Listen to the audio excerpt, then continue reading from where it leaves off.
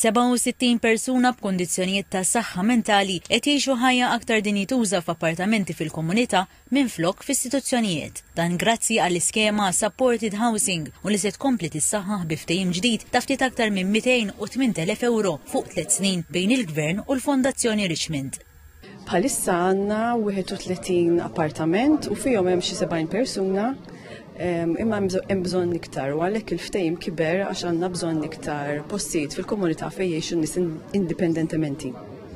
Il-ftehim il-ġdid jinkludi żieda ta' kważi 97,000 euro fl-għajnuna ta' din l-iskema. Dan ifisser li sa sentejn oħra l-att appartamenti se jammontaw għal 35. Il-kap eżekuttiv tal-Fondazzjoni Richmond Daniela Kalleja Bitar spjegat li ħafna drabi persuni li jkunu għadhom kif ħarġu mill-isptar Mount Carmel ma jkollhomx akkomodazzjoni alternattiva. Ingħat li biex jiġi evitat li l-persuna ma terġax tirkadi, l-iskema tipprovdi għajnuna professjonali u ħaddiema soċjali biex il-persuna tkun tista' tgħix lilin minn ambjent ta' istituzzjoni. Qed nassiguraw li l-pjan ta' kura ta' kull persuna jkun rivedut regolarment u b'servizz effettiv, qal il-Ministru għas-Solidarjetà Soċjali Michael Falzon, waqt li sostna l-Gvern u konxju ta' realtajiet soċjali marbuta mas-saħħa mentali. Tem li din is-sena ġew allokati 13 miljun euro fi ftehimiet soċjali, buħud li huma kompletament ġodda.